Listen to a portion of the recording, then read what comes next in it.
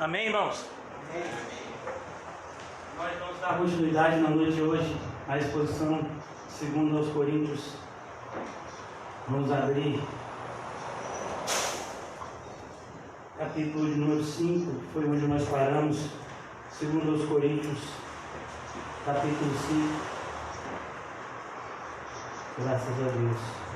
Segundo aos Coríntios 5, nós paramos no versículo de número 10, e hoje nós vamos dar início ao versículo 11.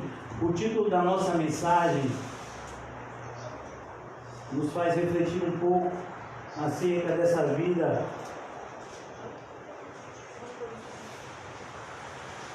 sem sentido que as pessoas têm vivido hoje em dia. Nós, como cristãos, devemos fazer de tudo para com todos, para, se possível, salvar alguns. Então, nós fazemos uso, muitas vezes, das mídias sociais, Facebook, Instagram, próprio YouTube, com o propósito de propagar a mensagem de Cristo. Mas, muitas vezes, nós ficamos assustados, pois nessas mídias sociais nós conseguimos enxergar mais claramente o estado da sociedade que a gente vive. Uma sociedade hipócrita, uma sociedade vazia, onde as pessoas só se preocupam com o ter e não com o ser. Demonstram uma alegria que não possuem. Aquela mesma pessoa que só tem foto sorrindo no Instagram, no Facebook, é a pessoa que se suicida. Pô, mas ela só tinha foto sorrindo, mas ninguém sabia o que estava lá dentro. Então, o título da nossa mensagem de hoje é: quem conhece você? Quem conhece você? Nós somos muito bons em mentir, enganar, em fingir. Nós aprendemos isso com os nossos pais carnais, Adão e Eva, que tentaram enganar o próprio Deus, se escondendo atrás de árvores, se cobrindo com folhas de figueira. E nós vemos isso hoje em dia acompanhando as pessoas dentro da igreja, tentando fingir ter um relacionamento com Deus que não tem. E antes da gente fazer a exposição aqui de 2 aos Coríntios, capítulo 5, 11, eu gostaria de convidar os irmãos, se puderem, abrir comigo o capítulo 17 de 1 Reis.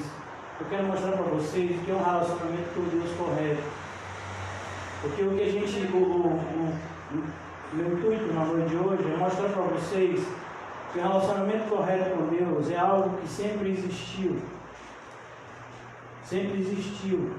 Sempre existiu no Novo Testamento, no Velho Testamento, pessoas que tiveram um relacionamento correto com Deus, pessoas que se rebelaram contra Deus e aqueles intermediários que fingem ter um relacionamento com Deus que não possuem. Na época de Jeremias existia uma série de sacerdotes que foram reprovados duramente por Deus, como nós vimos aqui no estudo do livro de Jeremias. Então aqui nós vamos ver o que é uma pessoa que vive na presença de Deus, uma pessoa que tem essa concepção do que de fato é importante, do que de fato deve ser buscado. Olha que coisa, capítulo 17 do livro de 1 Reis, o versículo 1 começa assim: então Elias, o tesbita. Você poderia ler, irmãos, da seguinte forma: então Elias, um Zé Ninguém. Porque se você for prestar atenção no contexto do Antigo Testamento, principalmente no contexto da cultura hebraica, você é aquilo que a sua linhagem diz que você é. Então a linhagem para os judeus, principalmente no contexto do Antigo Testamento, é extremamente importante. Inclusive, nós vamos ver a genealogia de Jesus, tanto no livro de Mateus quanto no livro de Lucas. Mas de repente aparece um homem aqui, do nada. A única referência que a gente tem ele é que ele é de uma região, de uma cidade de Tisbé. Por isso que aparece aqui o Tesbita. Então Elias, o Tesbita, Elias não é ninguém. São essas as pessoas que Deus escolhe se relacionar. Você tem dúvida disso, irmãos? Eu aconselho que você leia os evangelhos. O Senhor Jesus, inclusive, rende graças a Deus Pai por isso. Ó Pai, como eu te agradeço, porque o Senhor se oculta dos sábios e instruídos, escolhe se revelar aos seus pequeninos. Então Elias, o Tesbita, dos moradores de Gileade, ó, essa é a única referência que a gente tem de Elias. A gente não tem mais nenhuma referência. Disse Acabe: tão certo como vive o Senhor. Olha a certeza. Essa certeza aqui era a mesma certeza que Paulo tinha. Sabemos que todas as coisas cooperam para o bem. Sabemos. Eu sei, para mim o viver é Cristo e o morrer é lucro. Eu sei que todo o contexto da passagem que nós estamos estudando em 2 Coríntios, o contexto é o tribunal de Cristo. Sabemos que todos nós vamos ter que nos apresentar diante dele. Sabemos. Será que a gente sabe mesmo disso? Então, quando a gente traz muitas vezes uma palavra de exortação, é amor, irmãos, para evitar que você seja contado com aqueles que passaram uma eternidade inteira em tormento. Por isso a gente vai ver a vida de Elias, uma vida sofrida, uma vida nos desertos, uma vida vivendo, sabe, entre aspas, de favores. Ele vai até a casa de uma viúva, ele fica comendo a comida que os corvos trazem antes e bebendo uma água de um ribeiro. Isso é a vida de Elias, irmão. Um homem que chega a entrar num estado depressivo porque no primeiro momento ele não consegue compreender como Deus não destruiu completamente os ímpios, porque eles têm percebido que Deus tem preparado os ímpios para o dia da matança. Deus, tão certo como vive o Senhor, o Deus de Israel, e essa é a parte que eu queria que vocês frisassem, perante cuja face estou. Você percebeu o verbo? Eu estou. Não, está tendo algum erro, pastor, porque ele está diante do rei Acabe. Não, ele está diante de Deus. Naquela ocasião ele estava ali com Acabe, mas Deus também estava presente. Quando ele ia para a montanha, ele estava na presença de Deus. Quando ele foi para aquele ribeiro, ele estava na presença de Deus. Quando ele foi para Sarepta, ele estava na presença de Deus, porque ele vive na presença de Deus. Essa é a concepção que um cristão deve ter, irmãos. Se o profeta do Antigo Testamento, que não tinha visto Cristo, ouvido Cristo, vivenciado as maravilhas do Evangelho que nós temos aqui ao nosso alcance, pode dizer o que disse aqui, imagine nós. E temos tantos bons exemplos bíblicos.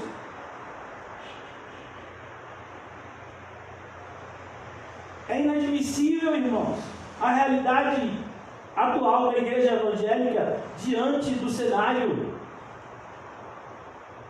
que estamos vivendo, uma realidade de covardia, uma realidade de omissão, uma realidade de incredulidade. Pessoas que dizem que creem em Deus, é mentira, porque se acreditassem em Deus, o comportamento seria outro. A fé, irmãos, é externalizada por meio de um comportamento. Então, quando você se casa com alguém, você acredita que você é casado com aquela pessoa, você age de acordo com aquilo. Quando você tem um filho, você acredita que aquele filho é seu. aquilo. Mas as pessoas dizem que são cristãos e não se sentem responsáveis por absolutamente nada. O irmão José tem nos dito lá de maneira consecutiva, sabe? Deus tem usado o irmão José para nos mostrar a realidade do que é ser cristão. Mas parece que a ficha não caiu de alguns. A luz do mundo, olha que coisa! A luz do mundo somos nós. O sal da terra. Que sal? Qual é o sal? Então aqui, o apóstolo Paulo, eu quero voltar agora para 2 Coríntios 11. O apóstolo Paulo vai mostrar aqui que o que diferenciava ele dos falsos mestres, assim como dos falsos crentes, porque essencialmente todo falso mestre é um falso crente. O que diferenciava ele era a maneira de viver. A maneira de viver. Porque falar determinadas coisas, irmãos, até um papagaio treinado fala. É como tem sido pessoas que têm dito: não, pastor, eu tenho ouvido bastante pregações pelo YouTube, eu tenho ouvido bastante, eu tenho visto filmes evangélicos. Sim, para quê? Para que você tem feito isso? É como uma pessoa que enche o combustível do carro, tanque do carro. Aí você pergunta: você vai para onde? Para lugar nenhum. O carro vai ficar aí. E você encheu o combustível para quê? Ah, porque é bom ter o tanque cheio, né? Não?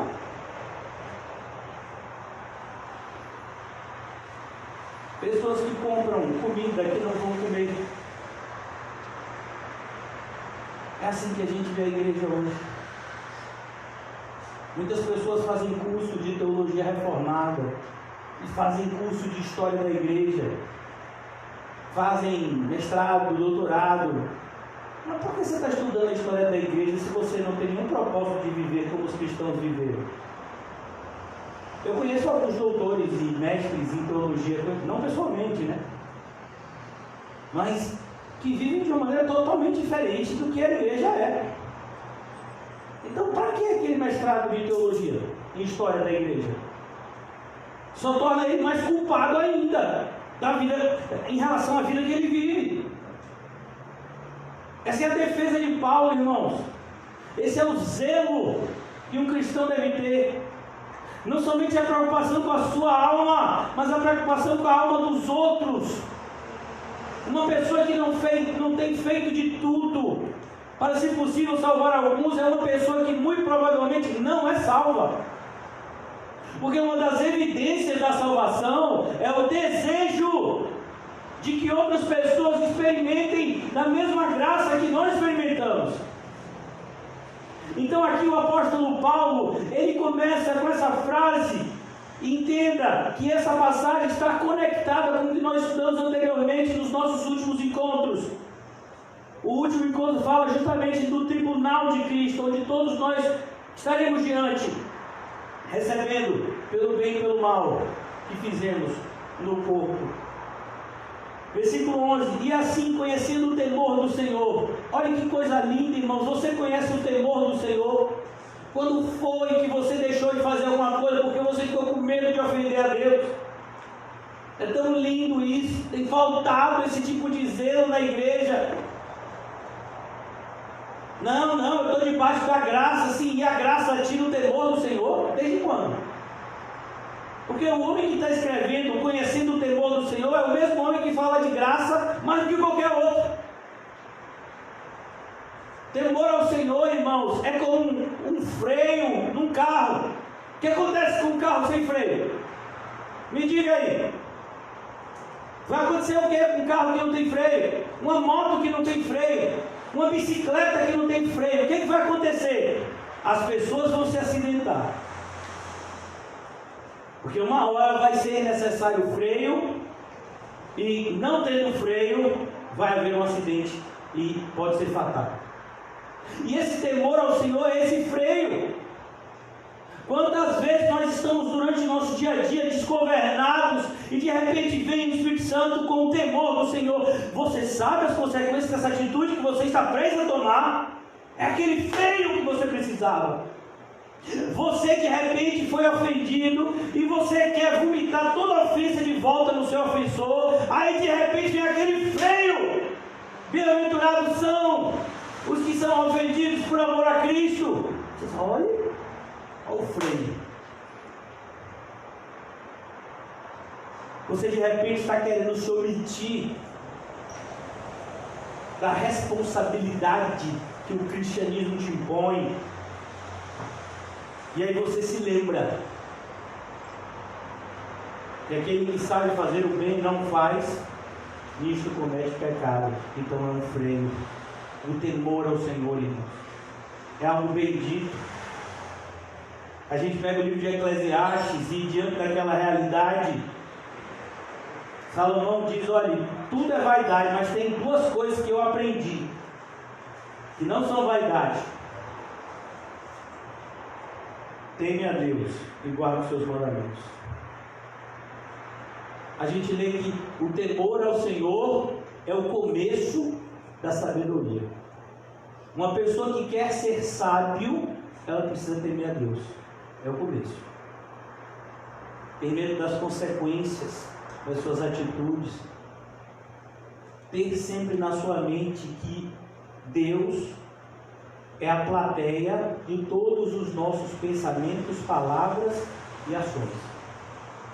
Você pode estar sozinho no deserto, com a pessoa mais próxima a milhares de quilômetros, mas Deus está lá e está vendo o que você está falando, pensando em fazer. Ninguém está vendo, Deus está vendo.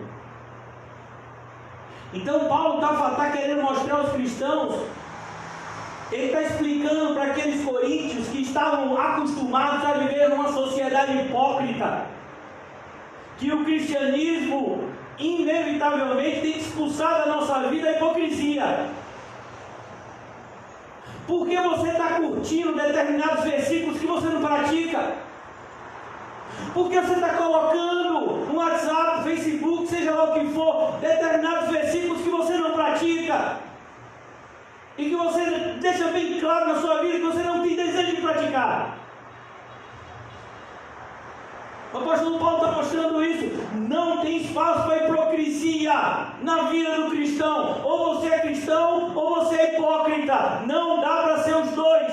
Por isso que ele avisa os seus discípulos: tome cuidado com o fermento dos fariseus. Tome cuidado com o fermento dos saduceus e dos herodianos. Que tipo de fermento é que esse povo tem? A hipocrisia. Eles falam coisas que não fazem. Eles fazem coisas só para os outros verem, mas por trás eles vivem uma realidade totalmente diferente. Então aqui o apóstolo Paulo diz: eu sou esse que você está vendo. Eu não uso máscaras, porque eu estou na presença de Deus o tempo todo. Deus é o meu juiz. E eu estou muito mais preocupado, esse é o contexto de Paulo, né, principalmente dessa carta e da primeira. Eu estou muito mais preocupado em agradar a Deus do que em agradar aos homens. Porque eu bem sei o que é que agrada aos homens. É o que desagrada a Deus. E assim, conhecendo o temor do Senhor, persuadimos os homens que somos cabalmente, completamente conhecidos por Deus. Então eu lhe pergunto: você quer ser conhecido por quem? Por Deus ou pelo mundo? Você quer ser um pregador famoso? Ou você quer ser um cristão que perdeu a sua vida ou que entregou a sua vida por amor a Cristo e só quem sabe o seu nome é malmente a sua família? Tem muitos cristãos assim, que estão entregando a sua vida por amor a Cristo. E a gente não faz a mínima ideia de quem eles são, mas a gente sabe que eles estão indo para o céu. Então, irmãos, é importante a gente acordar. Acorde, enquanto é tempo. Desperte do sono que esse mundo tenta nos impor. Por isso ele diz: eu uso todas as minhas energias, todos os meus recursos, para influenciar as pessoas acerca da pessoa de Cristo. Sabendo eu que eu não posso converter ninguém, que essa é uma obra do Espírito Santo, mas eu também sei que o Espírito Santo vai me usar, se quiser, como instrumento para a conversão da vida de alguns. Nós somos cooperadores. Nós estamos juntos nessa obra. E espero que também a vossa consciência nos reconheça. Olha o que o apóstolo Paulo diz. Eu espero que a sua consciência nos reconheça. Se você não reconhece as pessoas que pregam para você, se você não reconhece o privilégio de uma igreja bíblica, se você não reconhece e não aproveita o privilégio de ter uma Bíblia no seu idioma, sabe, o privilégio de ter irmãos em Cristo, que você pode abrir o seu coração para Ele e receber um conselho cristão de volta. Olha, irmãos, nós vivemos uma sociedade que uma das carreiras que mais tem crescido é a carreira de psicólogo. E o psicólogo, analista, né? Analista que chama. Você sabe o que essas pessoas fazem? Ninguém quer ouvir meus problemas. Eu vou no psicólogo e digo: meu problema é esse, e provavelmente ele vai lhe aconselhar uma coisa que não tem nada a ver com a Bíblia. Tem crescido muito. Pessoas, por exemplo, como eu, que tive o Covid, lá no tratamento de Covid tem psicólogo e psiquiatra, porque às vezes eu ficar louco, no meu caso, enxergando coisas que não existem, né? Pelo menos para os outros. Então, a ideia, aqui o apóstolo Paulo está falando, é a sua consciência. Se você tiver consciência, e alguns não têm, ela já foi cauterizada. Pessoas que esqueceram completamente, como Demas, como Judas, como Saul, como Caim. Pessoas que esqueceram completamente o bem que Deus havia feito a eles. Então aqui o apóstolo Paulo mostra a realidade de alguém que vive preparando-se constantemente para o encontro que vai ter com Deus. Então ele diz no versículo 12: não nos recomendamos novamente a vós outros. Paulo está dizendo: eu não estou aqui para me recomendar a vocês, não. Eu não estou fazendo nenhuma autopropaganda, não. Eu só estou falando sobre esse assunto porque tem algumas pessoas que têm dito coisas absurdas a meu respeito, e eu quero que vocês saibam o que é verdade e o que não é verdade. Paulo não gostava de falar disso. Você estudar a personalidade de Paulo por meio dos evangelhos, por meio das cartas e do próprio livro de Atos, o desejo de Paulo era falar de Cristo. Paulo não gostava muito de falar de si mesmo.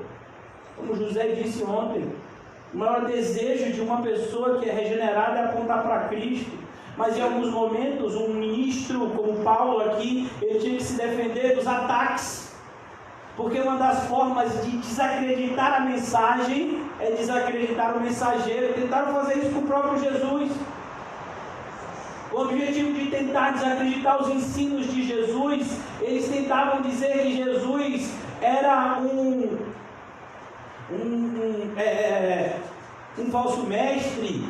Ele ficava fingindo milagres, aquele cego de nascença mesmo. As pessoas achavam que de alguma forma Jesus tinha tramado com aquele homem, fingir ser cego e depois dizer que Jesus tinha curado. Eles queriam de alguma forma desacreditar a pessoa de Jesus para desacreditar a sua mensagem. E fazem isso até hoje, com os poucos servos de Deus que ainda existem. Os poucos. Porque hoje você encontra muitos profissionais da fé, mas pessoas que de fato estejam servindo a Deus com o propósito de agradar a Deus, são pessoas que sempre foram raras. A matemática na Bíblia sempre nos mostrou isso de maneira muito clara. Elias subiu no Monte Carmelo. Quantos profetas de Baal tinham? Quantos? 400. E do outro Deus lá, o Astarote? 450. 850 falsos profetas para um profeta de Deus. Olha a matemática. Jeremias vai pregar. Todo o sacerdócio estava corrompido. Só quem estava pregando a verdade na época de Jeremias, quem era? Quem era? Ele. E Deus pegou um ajudante, né? Que tinha uns probleminhas assim, mas era gente boa, barulho. Para não deixar Jeremias sozinho, o bichinho. Mas a matemática sempre foi essa, irmãos. Jesus, se tinha alguém que tinha poder de fabricar, por assim dizer, obreiros aprovados, era Jesus. João Batista diz: Deus pode suscitar dessas pedras filhos de Abraão. Mas o próprio Jesus diz: os obreiros são poucos. Mas o trabalho é muito. Então aqui o apóstolo Paulo, ele usa dessa passagem para mostrar o que significa ser um verdadeiro obreiro. Não nos recomendamos novamente a vós outros, pelo contrário, damos-vos ensejo de vos gloriardes por nossa causa. Olha o que o apóstolo Paulo está dizendo: vocês é que deviam dar glória a Deus, porque o verdadeiro evangelho chegou até vocês. Vocês deviam dar glória a Deus porque vocês têm um pastor, no caso de Paulo aqui, que cuida de vocês. Ele já havia escrito uma carta extremamente severa, aonde ele chega e ele dá ordem mesmo, pelo poder de Deus: ó, determinado homem vai ser entregue a Satanás. O que ele tem feito é algo muito sério, tem trazido corrupção, contaminação para a igreja, não pode permanecer lá. Depois ele vai na primeira carta e diz: não se enganem, determinadas classes de pessoas que têm vivido de certa forma não herdarão o reino de Deus. Parem de tentar se enganar de que vocês podem viver a velha vida e ainda assim acreditar que vocês vão morar no reino dos céus, porque vocês não vão. Nessa passagem, inclusive, ele vai falar sobre isso. Nós somos uma nova criatura. Então aqui ele está dizendo: não nos recomendamos, não, nosso propósito não é esse. Pelo contrário, nós estamos dando, eu estou dando oportunidade a vocês a gloriar, a dar glórias a Deus, pelo bem que Ele tem feito a vocês. Paulo diz: por nossa causa, para que tenhais o que responder aos que se gloriam na aparência. Ó, os que se gloriam na aparência. Percebeu? Paulo não tinha compromisso nenhum em fingir ser alguém que ele não é. Eu fico imaginando, irmãos, nós moramos num país tropical, amém? Então a gente está agora com uma temperatura de 26 graus e a gente já está com frio, né? Porque a gente está acostumado com temperaturas de 38, 39 graus, até 40 graus, morando num país quente. O que leva uma pessoa a achar que se ela botar um terno e uma gravata, e tem gente que ainda bota aquele negócio por baixo, embaixo do terno, não sei como é o nome daquele não, colete, né? Isso vai fazer dele mais santo? Vai aumentar o quê? Não, você mora num país tropical. Você sabe quem inventou o terno? De onde é que vem? Vem na Inglaterra. Lá na Inglaterra faz frio. Por isso que eles usavam não somente essas roupas, mas inclusive outras roupas por cima, por causa do frio que fazia lá. Agora, qual é o propósito de eu me vestir como um cidadão da Inglaterra, eu que moro aqui no Brasil, um país tropical? Demonstrar algum tipo de santidade? Se for assim, então eu vou vestir as roupas da época de Jesus. Todo mundo, viu, vai se vestir. Vamos pensar até que a gente é árabe, porque quem se veste com aquelas roupas hoje em dia são os árabes, né? Rapaz, você está indo para onde, rapaz? Você agora virou islâmico? Não, pai, porque na minha igreja está todo mundo se vestindo como na época de Jesus. Então o compromisso de Paulo não era com a aparência. Paulo não desejava fingir nada. Paulo não pensava, eu vou usar essa roupa porque vai surtir um efeito nas pessoas. Não, eu vou falar isso porque vai produzir um efeito nas pessoas. Não, nosso tipo de arma é outra. É espiritual, não material. Nós não usamos nenhum tipo de subterfúgio carnal para convencer as pessoas a virem a Cristo, porque aquele que apresenta um evangelho carnal não está atraindo ovelhas e simbodes. E é por isso que você vê igrejas repletas de não regenerados, envergonhando o nome do Senhor, fazendo coisas que nem se deve mencionar entre os santos, de tão vergonhoso que é. Mas o Senhor já disse que era necessário que viesse escândalos.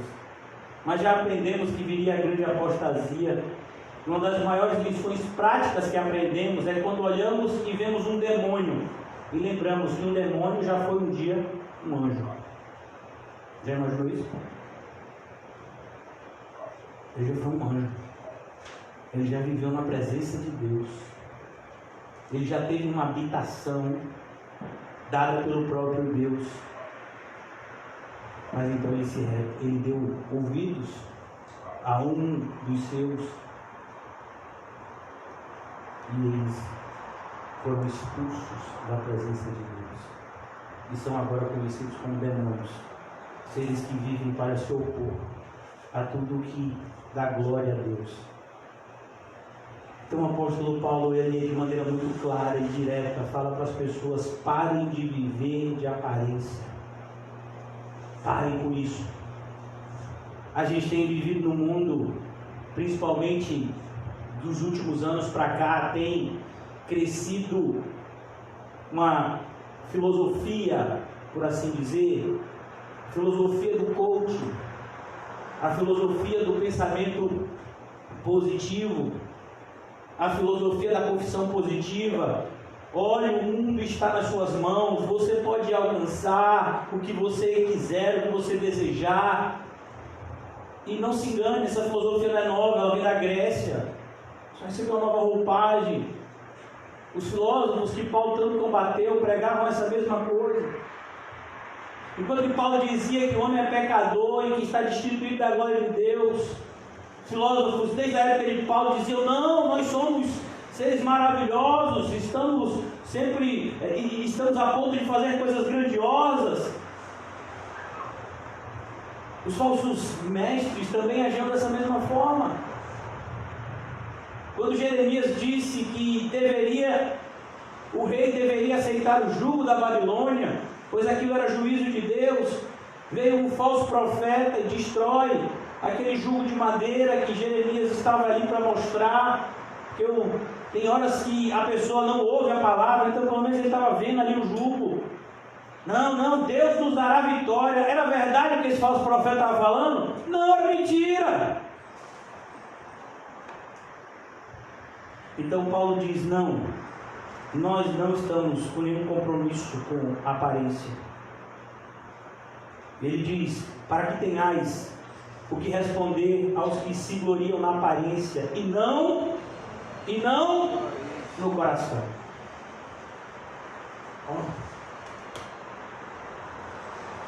Um profeta de Deus, um homem de Deus chamado Samuel, foi repreendido pelo Senhor por causa disso. Ele vai ungir um novo rei de Israel. E ele chega lá na casa de Jessé.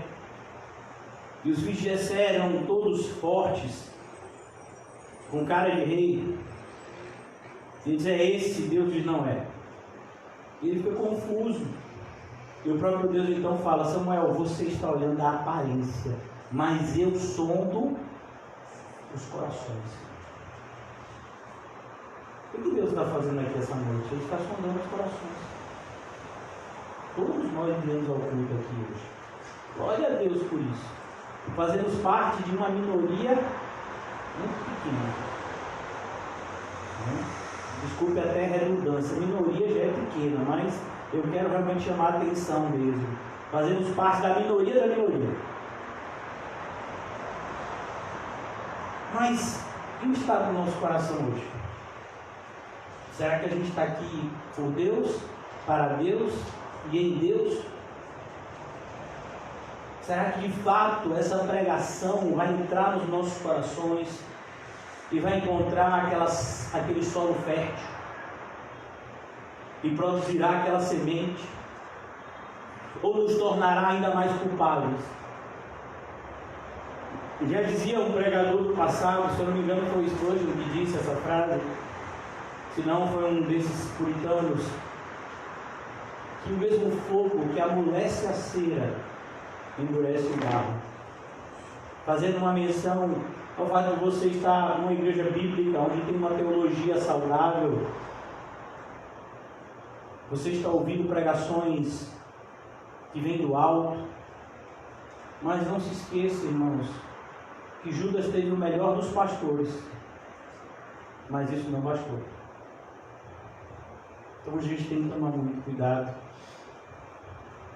com as nossas ações e principalmente com o nosso pensamento, porque as nossas ações são reflexo daquilo que a gente pensa.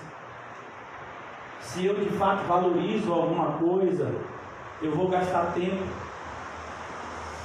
eu vou muitas vezes gastar dinheiro, eu vou me dedicar àquilo, porque aquilo é importante para mim. Agora, se você é cristão, tem alguma coisa mais importante do que agradar a Cristo? Não tem. Mas conta a história do pastor Richard Umbram, do que aconteceu na Romênia, quando ela foi dominada pela Rússia, logo após a Segunda Guerra Mundial. Os comunistas, eles não tentaram, num primeiro momento, destruir a fé cristã, mas eles tentaram fazer a mesma coisa.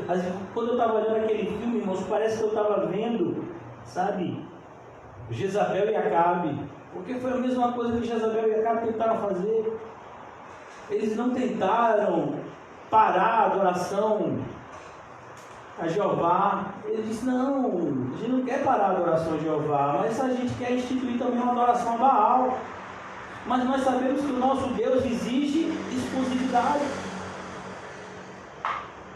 E o começo do filme mostra justamente quando o pastor Richard Umbram, ele se posiciona contra a tentativa do Estado lá da Romênia de fazer uma religião única, aonde eles pudessem manipular. Ele disse, não, desse jeito não. E ele começou a fazer parte de uma pequena minoria que pregava o Evangelho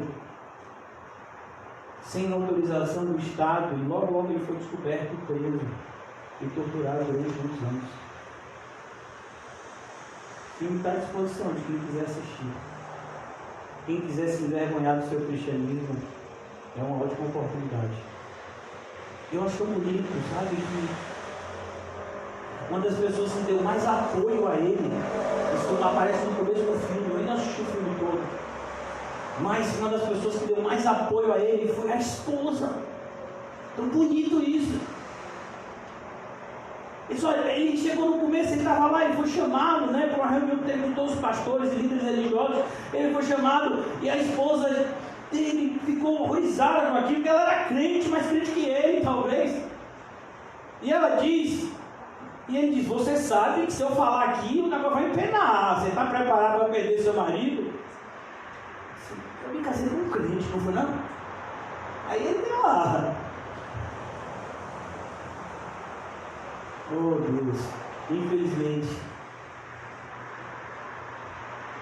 na maioria dos lares, uma oposição vem do cônjuge. Como é importante vocês que são solteiros fazerem a escolha certa na hora do casamento. Então aqui o apóstolo Paulo ele diz, é os que se gloriam na aparência, não no coração. E ele vai usar agora um jogo de palavras, porque se enlouquecemos é para Deus, Quantas vezes, irmãos, os cristãos foram chamados de maluco? Vamos imaginar que, passada a pandemia, a Rússia disse esses dias que já está com a vacina pronta. Vocês estão acompanhando o noticiário? O Putin deu uma entrevista aí, parece que a vacina já está pronta, daqui a 2 semanas já vai estar com a vacina. Outros estão dizendo que daqui no final do ano essa vacina vai estar pronta, e todo mundo está atrás dessa vacina, por quê? Porque é o bem mundial, né? O bem mundial do bolso. E ela vai sair, porque o pessoal quer dinheiro. Então, quando o pessoal quer, bota o dinheiro na frente, meu filho, eles fazem coisa que até o diabo duvida. Então, vamos imaginar que acabou a pandemia. A vida voltou ao normal. Aí vai eu, subo lá no banco daqueles que tem lá na Praça Piedade e começam a pregar o Evangelho. Você acha que as pessoas vão me chamar de quê? Eu não estou fazendo isso, já estão me chamando de maluco. Imagine. Quando eu digo para uma pessoa, quantas vezes eu já falei com pessoas, né, dentro da igreja, fora da igreja, as pessoas dizendo coisas para mim, né, coisas como, pastor, tem que ter equilíbrio e tal. Eu digo sempre para essa pessoa, olha meu irmão, minha irmã, eu vivo debaixo de uma realidade. Um dia, todos comparecerão diante do tribunal de Cristo e alguns irão para o céu e para o inferno. Você quer ir para onde? Não tem medo dele. O que é mais importante para você? O seu emprego? A sua família? A sua própria vida? Então você não vai para o céu. Ah, mas quem é você para julgar isso? Eu não sou ninguém. Quem diz é isso aqui. E ela não erra. Se você ama o seu pai, sua mãe, sua mulher, seus filhos, sua própria vida mais do que a mim, você não é digno de mim. Não sou eu não, irmão. É a Bíblia. De maneira que a pessoa que está se escondendo debaixo de uma falsa fraqueza, é porque eu não tenho a fé que você tem. Que fé que eu tenho? Eu tenho tão pouca fé que eu preciso vir. Muito mais fé precisa a pessoa que não vem. Por quê? Porque ela está acreditando contra a Bíblia. Ela está acreditando que naquele grande dia Deus vai de alguma forma ser misericordioso com essas pessoas que abertamente se rebelaram contra o que ele falou. Você precisa de mais fé para acreditar numa mentira dessa do que para acreditar na verdade que está clara e simples aqui na Bíblia. Então ele está dizendo ali, muitas vezes a gente enlouquece, mas é para Deus que a gente faz isso. Vocês se lembram quando Paulo chegou em Atenas e pregou? Está lá em Atos 17. Que foi o que disseram? Tem gente que deu risada. Ô, camarada é doido! Vem cá, pai, você disse que o Jesus morreu, agora ressuscitou. Primeiro você chegou dizendo que ele era Deus. Como é que ele pode morrer se ele é Deus? Depois você disse que ele ressuscitou. Vem cá, decida, pai. Ele morreu ou ressuscitou? Ele é Deus ou é homem? Ele é os dois. Aí você está ficando maluco, viu? A mesma coisa quando Paulo estava diante de autoridades. Paulo, as muitas letras te fazem delirar. Isso está dizendo o quê, meu filho? Paulo, você é um doido, varrido. Então essa é a impressão que as pessoas vão ter, irmãos. Não de quem prega o evangelho de maneira intelectual. Você acha um pastor dessas igrejas assim, tradicional, maluco? Não, os camaradas são tudo, né? Na elegância, falam de uma maneira bonita. Parece que você se sente até numa aula, né? E eles têm um negócio bonito assim, né? De ponto 1, ponto 2, ponto 3. É um negócio bonito aquilo ali. Você só não vê o Espírito Santo. Você só não vê Jesus. Nem na vida deles, nem na igreja que eles pastoreiam. É igual a igreja de Laodiceia. Jesus estava batendo na porta. Eles estavam pregando a teologia correta, mas eles não estavam dispostos a vivê-la por nada. Então aqui o apóstolo Paulo diz: eu sei que vocês me acham maluco, mas eu faço isso por causa de Deus. É Deus. Deus, quem fala com Deus, irmãos, toma atitudes que muitas vezes serão incompreendidas pelos homens. Inevitavelmente passaremos por momentos assim. E se conservamos o juízo, é para vós outros. Olha o que Paulo diz. E se vocês estão achando que a gente está num juízo perfeito, é para vocês. Para que vocês não se escandalizem demais. Mas o propósito aqui que Paulo diz é glorificar a Cristo por meio da pregação do verdadeiro Evangelho que alcança os eleitos de Deus. A realidade aqui é a mesma realidade da carta que Paulo escreve aos Romanos, porque o Evangelho é o poder de Deus para a salvação de todo aquele que crê. Ele começa assim em Romanos 1. E em Romanos 10 ele diz que todo aquele que clamar o nome do Senhor será salvo. Mas como clamarão a respeito de quem nada ouviram? E como ouvirão se não há quem pregue? E como pregarão se não forem enviados? Mas conformosos são os pés daqueles que levam as boas novas. De maneira que a fé vem pelo ouvir, e o ouvir da pregação bíblica. É isso que está dizendo lá. Aquela ideia de ouvir a palavra de Deus, está falando literalmente a palavra de Deus no sentido oral. Não que a gente não deva ler a Bíblia. Ler a Bíblia é maravilhoso. É Deus falando com a gente. Mas isso não vai, nos furtar da necessidade também de ouvirmos constantemente a pregação do Evangelho na congregação que o Senhor nos colocou no corpo. De maneira que nós estamos no corpo de Cristo. Nós somos o corpo de Cristo. Não nós aqui, nós fazemos parte do corpo de Cristo. Somos uma congregação. Quem está fora do corpo de Cristo está fora de Cristo. Essa ideia de que você pode ser cristão fora da igreja é algo completamente bíblico, é antibíblico. A igreja é um privilégio. E Jesus ele veio para buscar a sua igreja.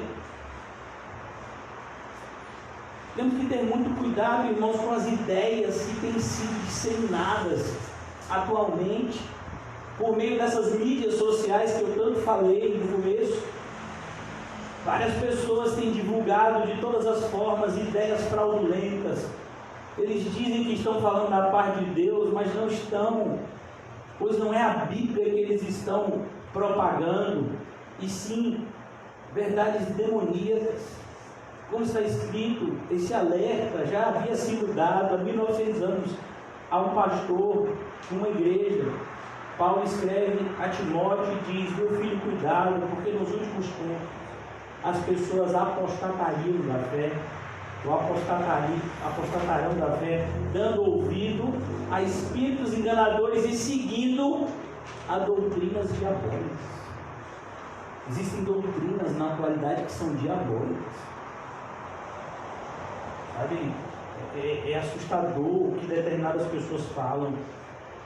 Pois o amor de Cristo nos constrange. Olha que coisa linda. Paulo fala de duas coisas aqui nessa passagem: amor e temor. Todos os dois estão ligados, só que a gente, como pessoas vinculadas a uma sociedade que só visa o seu próprio umbigo, não consegue entender essa conexão santa entre temor e amor. Esse temor, irmãos, não está falando de medo, está falando de respeito, de reverência. É um medo de desagradar o ser amado.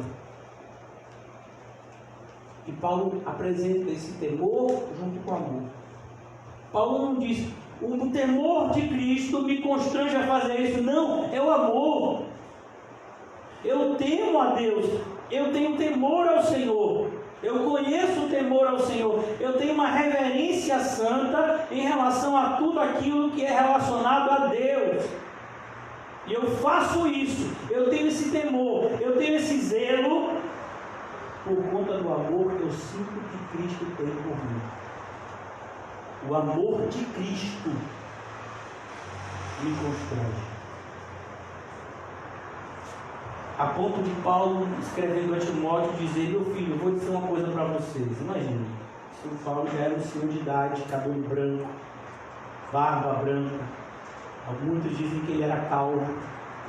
Ele constantemente rapava o cabelo, fazia o voto.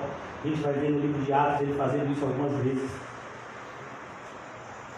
E ele vai dizer como ele, que havia sido perseguidor da igreja. Eu vou ler uma passagem aqui para vocês. Quem é Saulo de Tarso? Essa passagem é escrita por Lucas em paralelo ao martírio de Estevão. Abra, por favor, comigo no livro de Atos, logo no início do livro de Atos.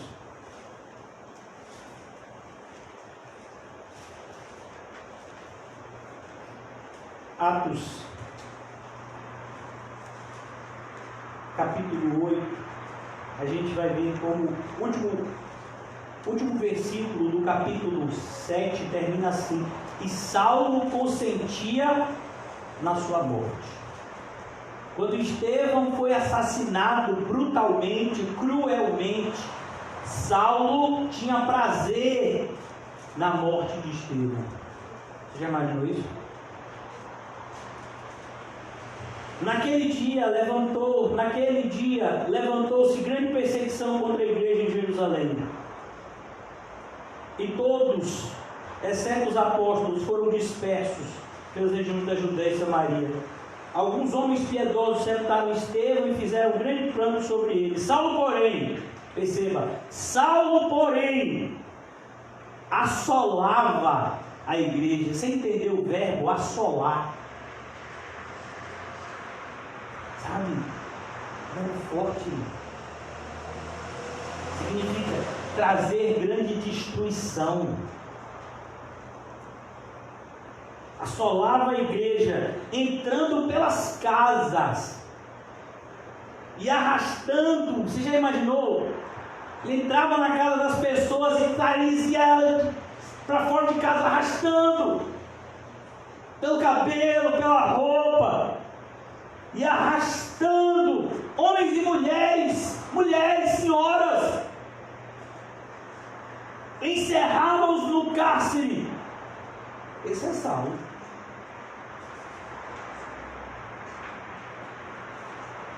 E aí ele escreve a Timóteo e diz: fiel a esta palavra e digna de toda aceitação, que Jesus Cristo veio ao mundo salvar pecadores, dos quais eu sou o maior de todos. Quando Paulo fala isso, Paulo não está com nenhuma falsa humildade. Paulo diz: porque eu persegui a igreja. Aquilo marcava ele. Então aqui, irmãos, é importante você entender que se você não sabe que você é um grande pecador, você jamais seguirá a Jesus como grande Salvador. É como a maioria de vocês aqui. Alguns de vocês já precisaram tomar oxigênio? Vocês já ficaram num estado de falta de ar tão grande que você precisou ser colocado com aquela máscara de oxigênio? Você já sentiu? Algum de vocês aqui já passou por afogamento? Qual a necessidade que uma pessoa tem quando está sendo afogada? Vamos imaginar então uma cena. Bill Gates, pego sempre cena de Bill Gates porque todo mundo conhece, sabe que é rico. Então, vamos imaginar Bill Gates sendo afogado, morrendo afogado, né? Um afogamento. Aí você pergunta: Bill Gates, quanto você daria para que agora você tivesse, sabe, um balão de oxigênio aí para você respirar? Ele daria tudo. Ele vai morrer. Sabe, o que tem faltado para nós muitas vezes é essa consciência de que céu e inferno não é uma brincadeirinha, não é uma historinha, não é a historinha do bicho papão, é uma realidade. O tribunal de Cristo é uma realidade. Por isso que A Bíblia nos apresenta, nós lemos recentemente, que a santidade é uma marca do cristão e que sem santificação ninguém jamais verá o Senhor. E a gente já ensinou aqui algumas vezes que a ideia de santidade, irmãos, nada tem a ver com a ideia de religiosidade, muito pelo contrário, eu aposto essa ideia. Santidade significa uma pessoa que foi separada por Deus e para Deus. Agora vamos imaginar que você toma atitudes que todo mundo na sua casa que não é cristão toma. Você está sendo santo? Claro que não. O santo é aquele que é diferente.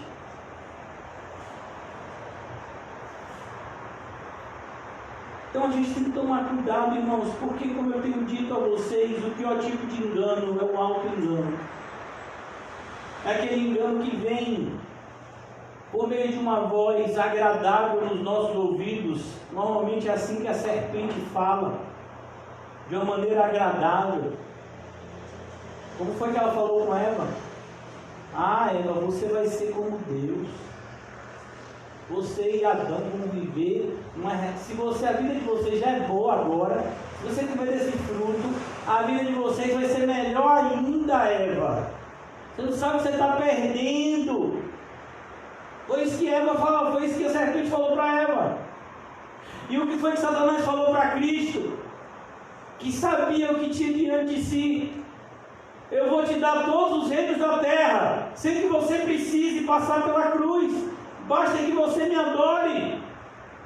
Não foi essa a proposta de Satanás no deserto? Não se engane, irmãos. Satanás continua fazendo essas propostas para os cristãos todos os dias. Por isso que quando você ouve em determinadas igrejas, que basta você fazer isso e aquilo e sua vida vai melhorar, quem está falando ali, por meio daquele pastor, não é Deus, é a serpente. Você vai fazer essa campanha e sua vida vai melhorar.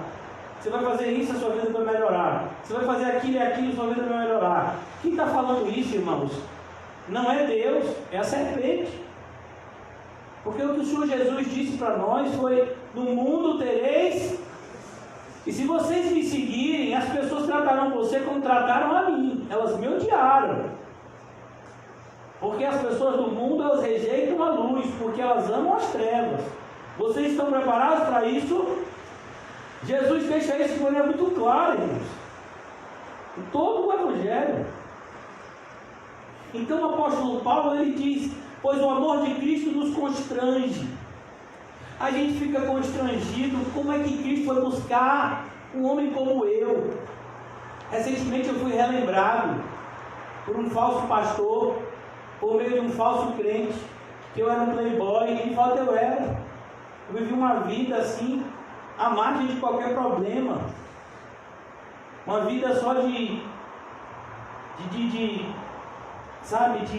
ações pecaminosas e buscando sempre a satisfação das minhas próprias vontades. E Cristo foi me buscar e me salvar. E transformou um playboy num pastor do verdadeiro evangelho. Mas só Jesus vai fazer isso. É o amor de Cristo. Cristo me deu 2 filhas crentes. Isso é o que, irmão? Amor. Minhas filhas são crentes. Às vezes eu acho que elas são mais crentes que eu. Então a ideia é que Cristo faz coisas por nós e a gente fica constrangido. A ideia é que nós somos pessoas ingratas. Nós somos como aqueles 9 leprosos que foram curados da lepra, imagina, e não voltaram nem para agradecer. Então Cristo faz coisas na nossa vida todos os dias e a gente não só não agradece, como fica pedindo outras coisas que Cristo não nos dá porque sabe que são ruins. A gente não devia nem estar pedindo. Por exemplo, para que você quer mais dinheiro? Me diga aí. Me diga o que mais dinheiro ia mudar na sua vida hoje. Se eu estou vendo vocês, todo mundo aqui está acima do peso, a maioria.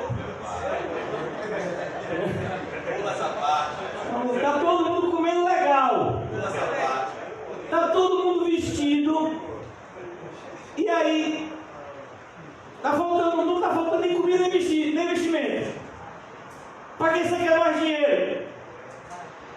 Para quê? Ô pastor, porque tem a conta do cartão, porque chegou aí, tem a conta de luz, tem isso, tem, e já venceu? Não, pastor, vai vencer ainda. E você está preocupado agora por quê? E por que você está preocupado? E por que você não está orando, em vez de estar preocupado? Qual é a promessa bíblica? O Senhor é meu pastor. Eu vou apresentar isso diante dele. Então aqui o apóstolo Paulo está dizendo: eu fico constrangido com o amor de Deus, julgando nós isto, um morreu por todos, logo todos morremos. Todos morreram. O que o apóstolo Paulo está dizendo é: jamais se esqueçam que a base da nossa fé é Cristo e este crucificado, irmãos. Não é Cristo usando uma coroa de rei, mas Cristo usando uma coroa de espinhos e sendo rejeitado por essa sociedade atual, por essa geração adúltera e perversa, que vive cada vez mais um ateísmo religioso.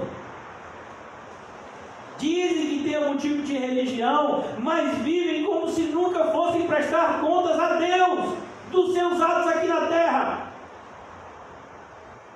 Então a gente tem que tomar cuidado para que esse tipo de religião hipócrita não nos contamine. Cristo morreu, irmãos. O início do filme do pastor Richard Branham é uma pessoa sendo espancada de uma forma que eu nunca vi antes. Bota as pernas assim, tem uma espécie de ferro, bota as pernas e os braços ficam presos, a pessoa fica pendurada ali e sendo espancada. E aí tem um torturador que diz, o chefe lá do torturador, que diz: eu não posso, eu vou lhe matar. E a pessoa diz: você não pode me matar. Ele: por que eu não posso lhe matar? Porque eu já estou morto. Eu já vivo. Eu já morri para o mundo e vivo agora para Cristo Jesus, o meu Senhor. Aqui dá uma ira no torturador, que tortura mais ainda com todas as forças. Que movia aqueles cristãos a irem para a arena? Que movia o apóstolo Paulo, o apóstolo Pedro e tantos outros homens? O que moveu Estevão a pregar aquele sermão diante do Sinédrio? Essa certeza de que Cristo morreu. Cristo morreu a nossa morte, de maneira que agora nos compete viver a sua vida. Por isso que uma pessoa que vem para mim e dá qualquer tipo de desculpa para não estar vivendo um cristianismo bíblico por conta disso ou daquilo, meu irmão, a única coisa que eu posso fazer como pastor e como cristão é exortar essa pessoa para que ela leia a Bíblia com seriedade. Porque não adianta se eu chegar para você e dizer: não, meu irmão, você está tentando salvar a sua vida. Eu digo: não, fique tranquilo, Jesus sabe. E aí naquele grande dia você está diante do tribunal e você se vê do lado errado, ou pelo menos do lado que você não esperava. Aí você diz: mas Senhor, eu sempre fui crente, eu li a Bíblia, eu orava, eu só não tinha assim esse compromisso tão grande assim, mas no meu coração eu sempre criei no Senhor. A fé sem obras é o quê? É morte. O que Tiago diz? Não se iluda de que tal fé pode salvá-lo. Ah, mas o meu pastor me disse que eu podia viver daquele jeito e que eu seria salvo. Olha ali. Ele está preocupado com você. Ele é um mentiroso. Eu mandei você exortar o pecador. E a sua obrigação e a minha é chamar as pessoas ao arrependimento. E não produzir uma falsa sensação de paz com uma pessoa vivendo no pecado. E não se ilude, irmãos, o nosso maior pecado é não amar a Deus acima de todas, e de todas as pessoas, todas as coisas. Esse é o nosso maior pecado. Esse é o nosso maior pecado, é não amar a Deus. Então, não é seu pecado não vir à igreja. Não é pecado você estar com medo do Covid. Não é pecado isso, aquilo. Não. Essa é uma consequência do pecado, que é não amar a Deus acima de tudo e todos. Porque eu não amo a Deus acima de tudo e todos. Isso vai refletir na minha vida de diversas formas. Se eu não amo a Deus acima de todas as coisas, se eu não amo a Cristo acima de tudo, eu não vou tratar a igreja, que é o corpo de Cristo, como eu deveria. Eu não vou tratar os meus irmãos em Cristo como deveria. Eu não vou dar importância à palavra de Deus como eu deveria. Eu não vou dar importância à minha vida de oração como eu deveria. Isso tudo por quê? Porque eu não amo a Cristo acima de tudo. Então é isso que o apóstolo Paulo está dizendo aqui, irmãos, cuidado. Porque a base da nossa fé mesmo, ele já tinha dito isso na primeira carta. A primeira carta aos Coríntios, capítulo 2, ele diz: olha, quando eu fui até vocês, eu decidi nada saber a não ser Cristo e este crucificado. No capítulo 15 da primeira carta ele repete: porque o Evangelho consiste em Cristo Jesus morrendo pelos nossos pecados segundo as Escrituras, e ressuscitando no terceiro dia também segundo as Escrituras.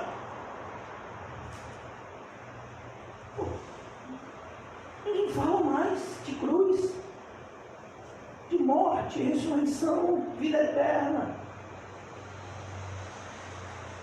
São igrejas ricas como a de Laodiceia, que acham que tem tudo, mas não tem nada. Essa é a realidade do Evangelho moderno. Pessoas que têm tudo, menos Cristo. Elas nem conheceram.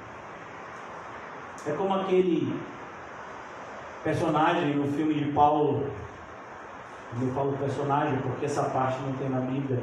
Tentaram soltar Paulo da prisão, e aí eles matam o guarda para isso. Chegam lá: vamos Paulo, vamos rapidamente fugir. Aí Paulo diz: quem foi que ele enviou? Foi Cristo que me enviou. Paulo disse: você nem conhece a ele. Você acha que eu estou aqui por conta de César? Por conta do prefeito? Não, quem me trouxe até aqui foi Cristo. Então essa ideia, irmãos, da soberania de Deus é defendida por muitas pessoas que não acreditam nisso em nada.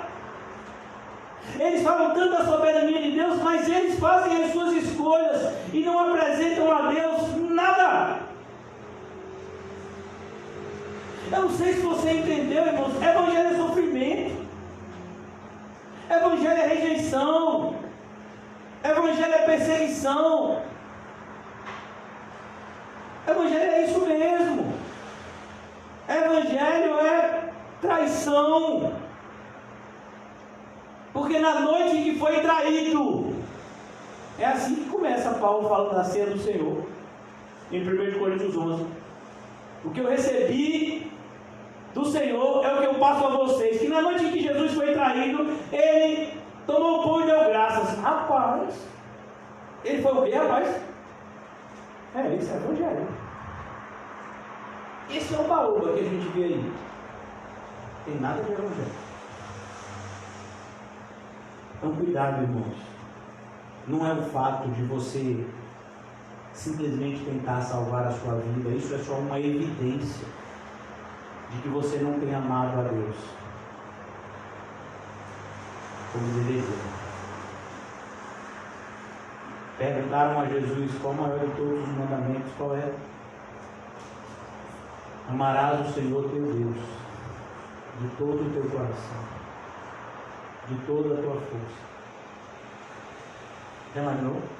De toda a tua alma e com todo o teu entendimento. E amarás também o teu próximo como a ti mesmo. Aí eu pergunto: é isso que a igreja moderna tem feito?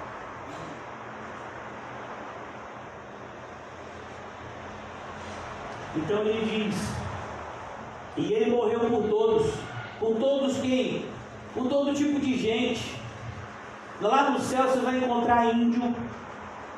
Lá no céu você vai encontrar japonês, chinês, você vai encontrar brasileiro, americano, francês, inglês, holandês. Vai ter todo tipo de gente lá no céu. Todos. Não há nenhum tipo de limitação étnica no céu. Não há nenhum tipo de limitação social no céu. O Evangelho é para todo tipo de classe, até porque diante de Deus não existe classe de pessoas. Todos somos iguais, destituídos da glória de Deus, e temos a mesma necessidade de sermos alcançados pela graça, uma graça que é evidenciada por meio do arrependimento e da fé em Cristo Jesus. Morreu por todos, para que os que vivem não vivam mais para si mesmos. Meu Deus, não vivam mais, mas foi isso que a gente fez o dia todo. A gente passou o dia todo vivendo para quem? Para si mesmo. Percebe, irmãos, algo tem que mudar, porque nós não temos sido uma igreja mais poderosa na pregação do Evangelho, porque ainda estamos vivendo para nós, ainda estamos nos preocupando com coisas inúteis, ainda estamos fazendo coisas que Deus disse para não fazer. Por exemplo, olha, eu não sei se vocês já leram, né, o Sermão do Monte. Pelo amor de Deus, irmão, se você é cristão, o Sermão do Monte, pelo menos você tem que saber decorado. Uma parte que você tem que ter, sabe, de maneira muito clara. Não eu falo decorar as palavras, mas os princípios que estão expostos nele, porque são extremamente importantes para o nosso dia a dia. Olha o que o Senhor Jesus diz aqui no Sermão do Monte. Mateus 7,6. Não deis aos cães o que é santo, e nem lanceis ante os porcos as vossas pérolas, para que não as pisem com os pés e voltando-se vos dilacerem. Irmãos, deixa eu lhe dizer uma coisa, isso não é um conselho, isso é uma ordem, é um mandamento. No versículo 31, Jesus diz: não vos inquieteis, isso é um mandamento. No versículo 13 do capítulo 7, entrai pela porta estreita, isso é um mandamento.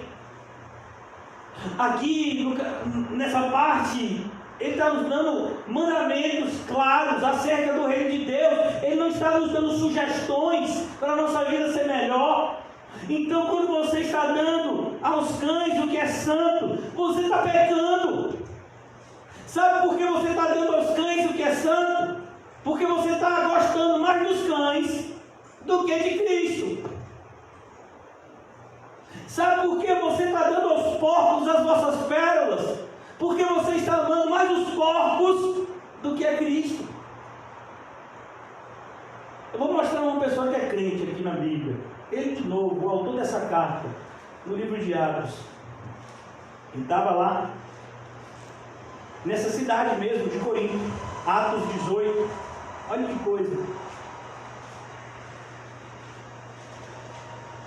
Atos 18, versículo 5. Quando Silas e Timóteo desceram da Macedônia, Paulo se entregou totalmente à palavra. Ou seja, Paulo parou de trabalhar no secular e começou a pregar o Evangelho, porque a igreja cumpriu o seu papel de manter os seus servos, ou seja, aqueles que estão servindo a Cristo, aqueles que são separados a Deus para a exclusividade da obra, são mantidos pelo Evangelho. O apóstolo Paulo já havia dito que prega o Evangelho e viva do Evangelho. Em outra passagem, nessa carta, inclusive, que a gente está estudando, 2 Coríntios, ele vai dizer: ninguém ata a boca do boi enquanto este debulha. Isso é um mandamento do Antigo Testamento. E Paulo vai dizer: você acha que Deus está falando isso de bois ou de homens? Falando da importância de você se preocupar em manter os servos fiéis de Deus que têm ensinado a palavra de Deus na igreja. E o apóstolo Paulo não é diferente. Quando Silas e Timóteo desceram da Macedônia, Paulo se entregou totalmente à palavra, testemunhando aos judeus que Cristo é Jesus. Opondo-se eles e blasfemando, sacudiu Paulo as vestes e disse-lhes: sobre a vossa cabeça e o vosso sangue. Qual foi a última vez que você fez isso? Qual foi a única vez que você fez isso? Você conhece alguém que já fez isso? Eu conheço, eu já fiz. Algumas vezes, não muitas, não tantas quanto deveria, mas já fiz. Qual foi a última vez que você fez isso? Você é bíblico, irmão. Você pregando o evangelho, a pessoa está resistindo fortemente ao que você prega. Qual é o nosso papel? Insistir? O que Paulo vai dizer lá a Tito? Evita. Evitar significa ir para longe do homem faccioso. A ideia de faccioso ali é a mesma coisa de herege. Herege é aquele que traz divisão. No grego a ideia é essa. Evita o homem faccioso depois de adverti-lo 2 ou 3 vezes. Então você já foi lá e falou para a pessoa a respeito da verdade das Escrituras, os princípios que devem reger a nossa vida, e aquela pessoa tem desprezado aqueles princípios por meio de um comportamento totalmente contrário. O que é que Paulo faz aqui? Sobre a vossa cabeça o vosso sangue, eu dele estou limpo, e desde agora vou para os gentios. O que é isso aqui? Isso é responsabilidade. Isso é entender que o que a gente está fazendo aqui não é brincadeira, a gente não está jogando para a plateia, a gente não está preocupado em encher banco de igreja, nem encher o bolso da igreja. A nossa preocupação aqui é glorificar a Cristo e salvar aqueles que verdadeiramente são eleitos de Deus e serão eleitos e a sua eleição vai ser demonstrada por meio da santificação. E uma das maneiras mais visíveis da santificação é a pregação e a reação que as pessoas têm diante dela. Qual a sua reação quando você é pego em flagrante por Deus e exortado por Ele na palavra, na pregação? Qual é a sua reação? Por isso Paulo está aqui dizendo em 2 Coríntios: para que os que vivem não vivam mais para si mesmos, mas para aquele que por eles morreu e ressuscitou. Você tem essa visão? Que Cristo morreu por você? E aí, você está fazendo o quê? Por Cristo. Cristo morreu por você. E você está fazendo o quê por Ele? O que você está fazendo por Ele? Me diga.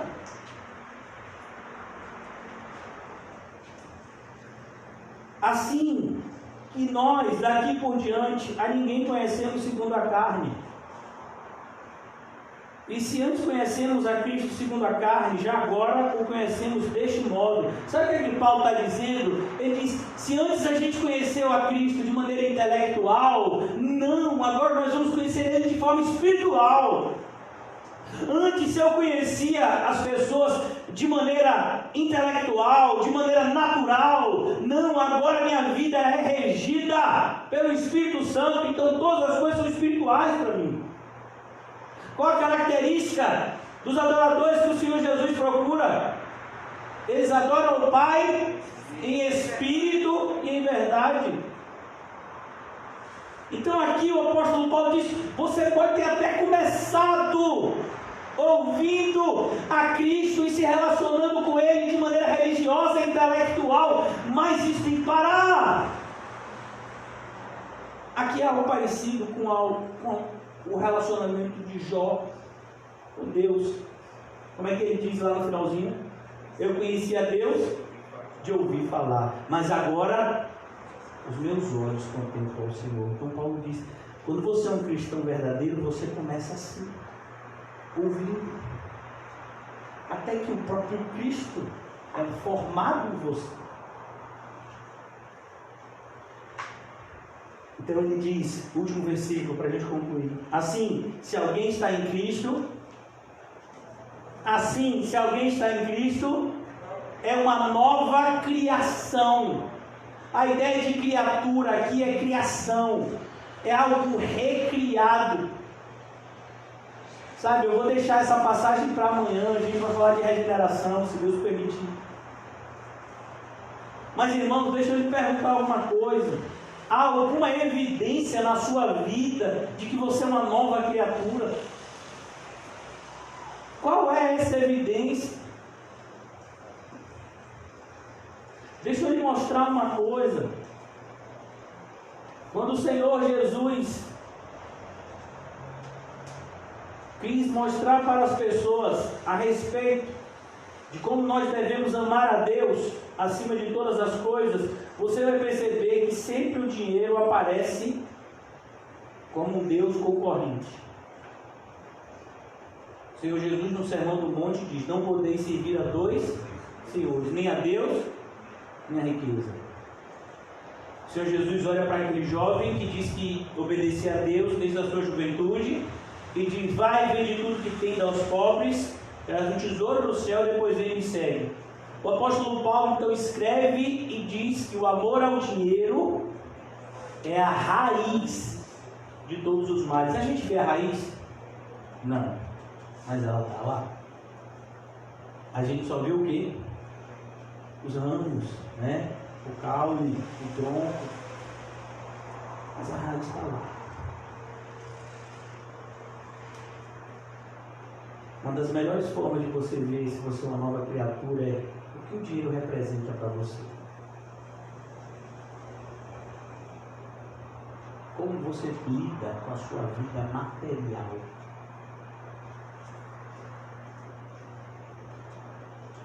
As coisas antigas se passaram. Ó, as coisas antigas se passaram. Passou. Já passou. E aí ele diz: e eis que se fizeram novas. Vou dizer uma coisa para vocês aqui, já fechando a Bíblia. É porque, se Deus permitir que amanhã estejamos aqui, vamos falar novamente desse versículo 17. Mas deixa eu dizer uma coisa para vocês. Antes de eu me converter, eu tive um problema muito grave de depressão. E tentei de todas as formas fugir dessa realidade, procurando novas formas de alegria. Fui morar num país estrangeiro, até que eu tive a experiência de ter um filho. Eu tive o meu filho, Nizam Bisneto. E Nizam Bisneto se tornou o meu ídolo. Eu não conseguia dormir, não conseguia comer, não conseguia fazer nada. Quando eu não estava perto dele, eu ficava preocupado com se ele estava bem, se alguma coisa podia acontecer com ele. Até que foi nesse interstício que eu vim conhecer a Cristo. E quando de fato Cristo entrou na minha vida, eu pude perceber que eu não podia mais viver a minha vida baseada nos meus filhos. Eu amo os meus filhos, mas eles não são justificativa para eu deixar de fazer nada. Nada, absolutamente nada. Então a gente tem que tomar muito cuidado, irmãos.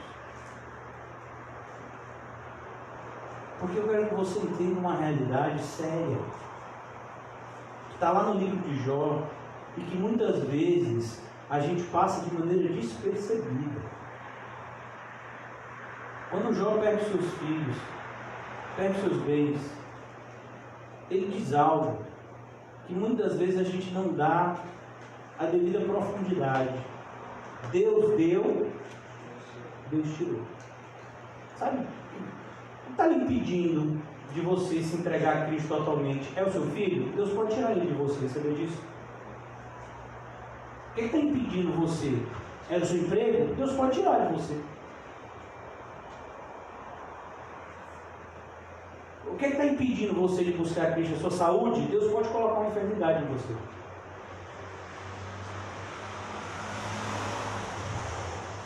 Então a gente tem que parar, irmãos.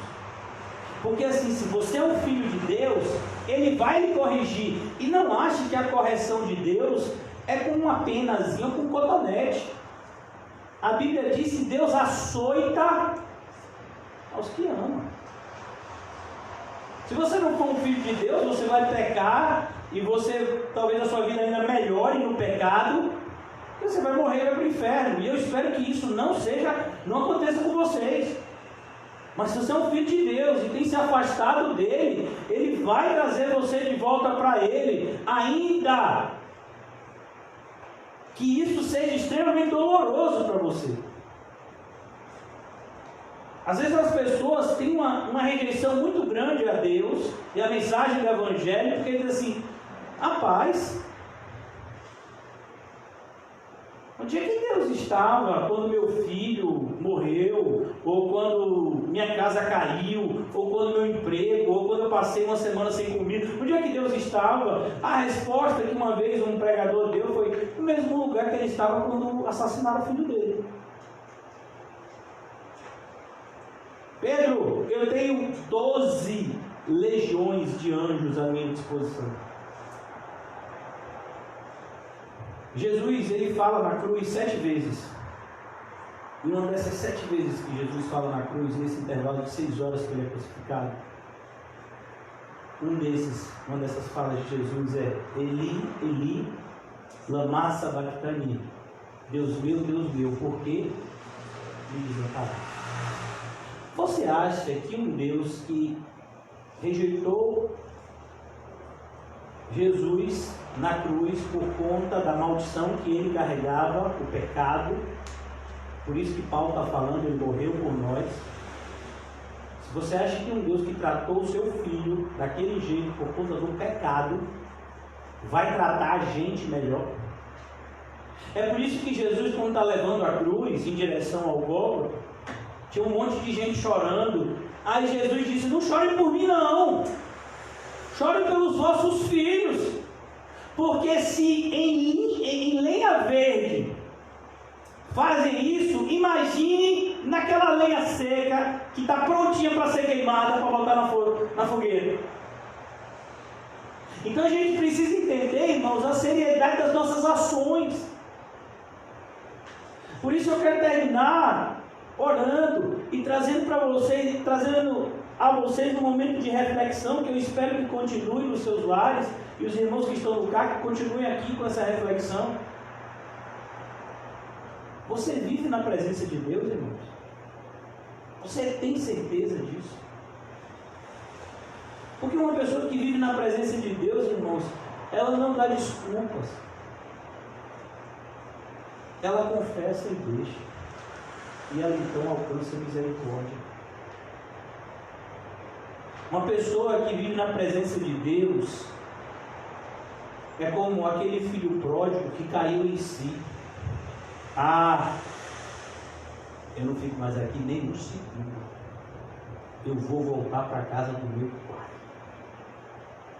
Você sabia que o pai dele podia mandar matar ele? Você sabia que os aldeões podiam apedrejá-lo antes dele ter a oportunidade de ver o pai dele? Mas ele não pensou em nada disso. Ele disse: eu vou voltar para o meu pai e pedir perdão a ele. E vou dizer: pequei contra o céu, pequei contra ti. Não sou digno de ser chamado teu filho, mas me trata como um dos teus servos. Irmãos, isso é conversão. Hoje está todo mundo na igreja dizendo que se sente filho de Deus, sem uma única evidência de santidade e santificação, sem uma única evidência de entrega. Meu Deus, que vergonha!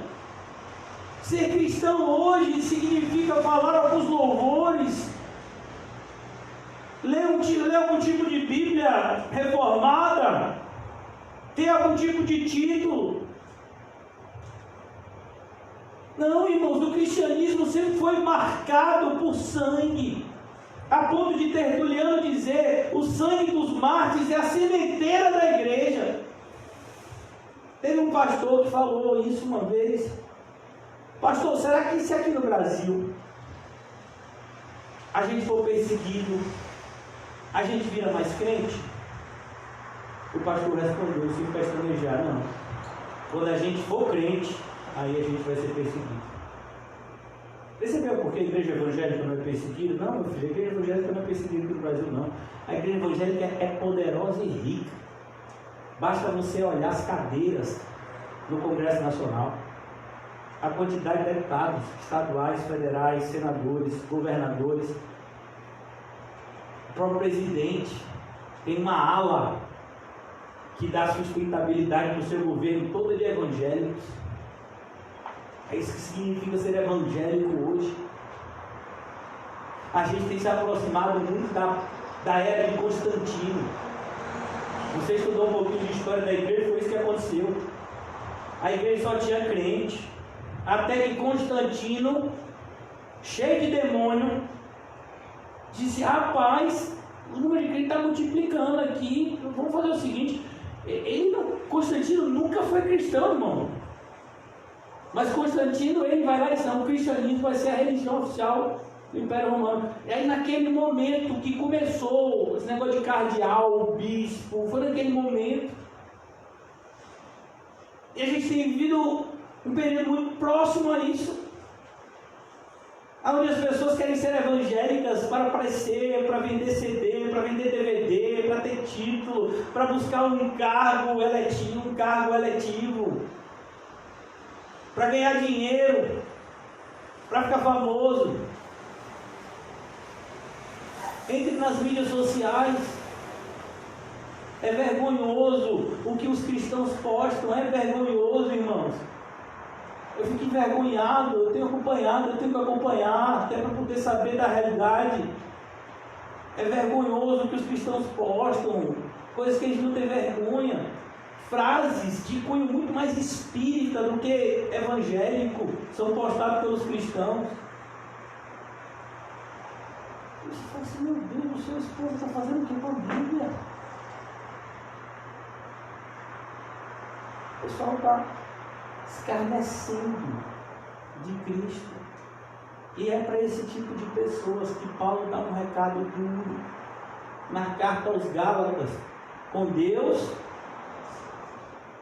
não se briga. Deus não se deixa escarnecer. Tudo aquilo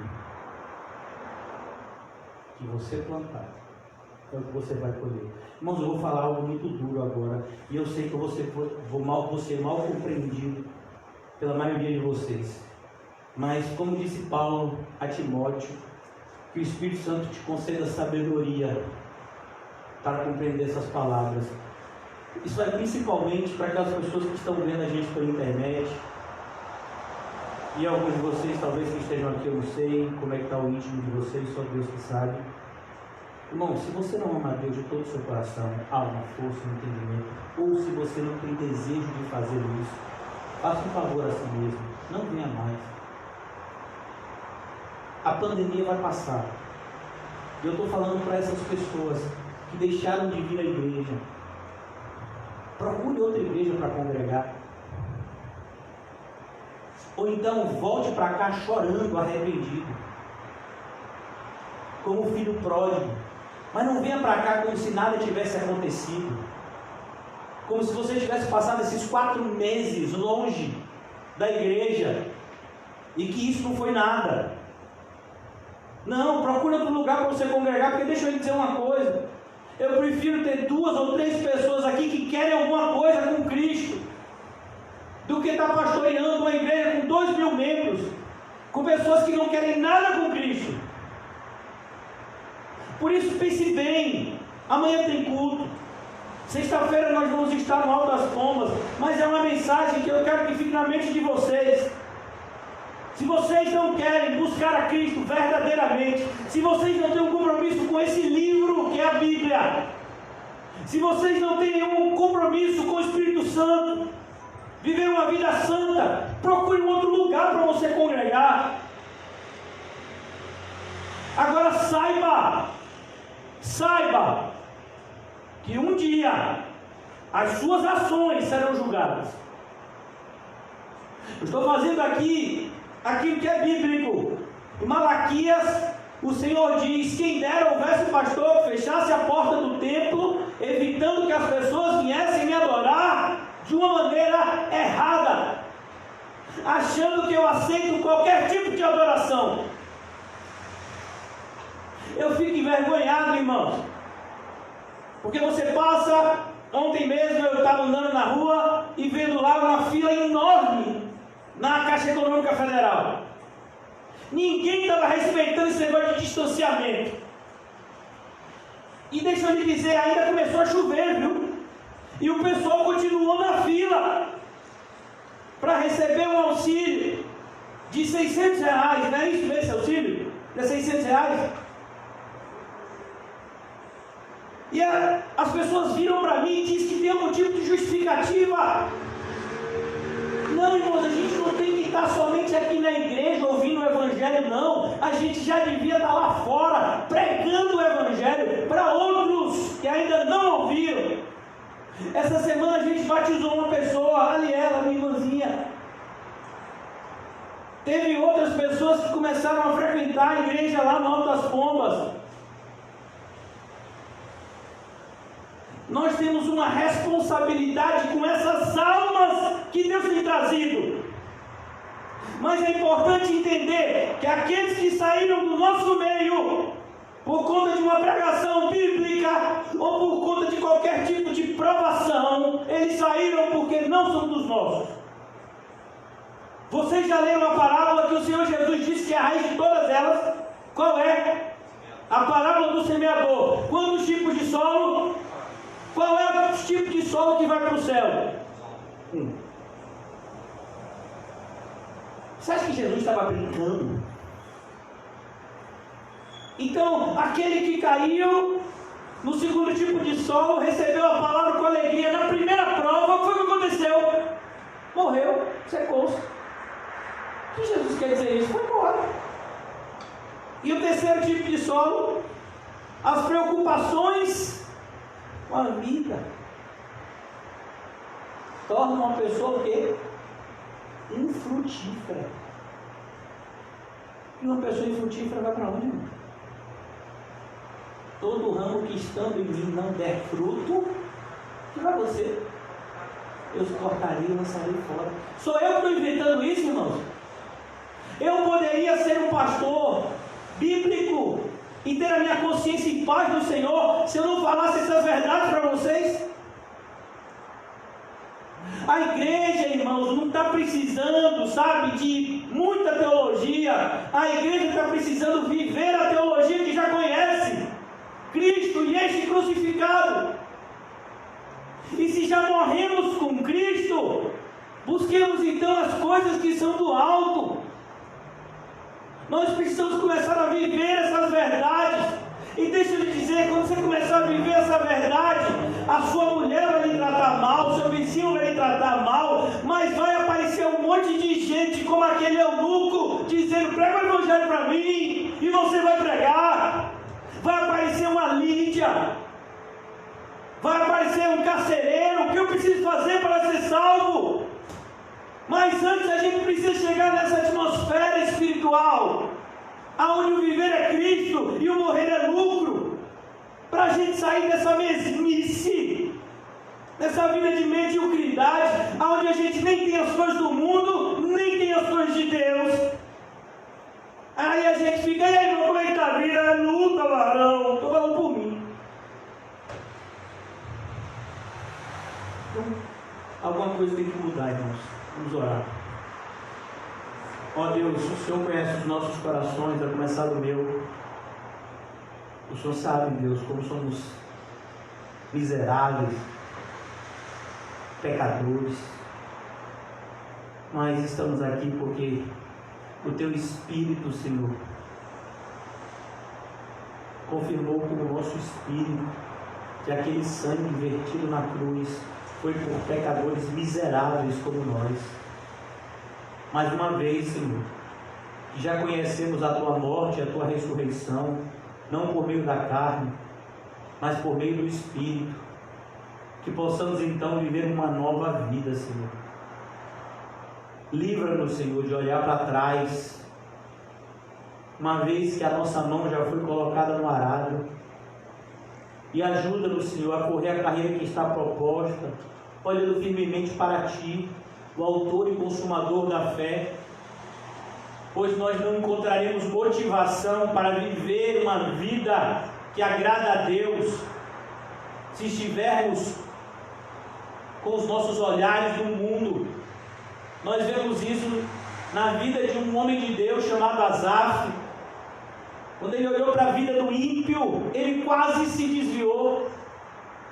Ó Deus, nos ajuda a tirar o olhar das coisas que nós não deveremos estar olhando e focar o nosso olhar na pessoa de Cristo. Que possamos viver as nossas vidas, Senhor, todos os dias e a todo instante, na certeza de que Cristo está presente. Inclusive, quando estivermos sozinhos, Cristo está presente na nossa mente, vendo os nossos pensamentos, ouvindo as nossas tratativas internas. Ó Deus, tem misericórdia de nós e faz com que a semente que foi plantada dê fruto. Nos ajuda, Senhor, a sermos cristãos fecundos. Ó Deus, dai-nos fome e sede de Te conhecer e Te fazer conhecido, Senhor. Desperta em nós esse zelo pelo evangelismo. Ó Deus, esse zelo por Tua casa, por aqueles que o Senhor tem trazido, Senhor. A maneira como tratamos o nosso próximo, Senhor, revela em muito a maneira como nós nos sentimos que o Senhor nos trata. Por isso nos ajuda, Senhor. Ajuda-nos a corrigir tudo aquilo que está errado na nossa vida, Senhor. Para que possamos viver uma vida que Te agrade. Uma vida que faça a diferença, Senhor. Uma vida que seja uma vida de luz e de sal, como o Senhor disse que deveria ser marcada a vida dos Teus discípulos.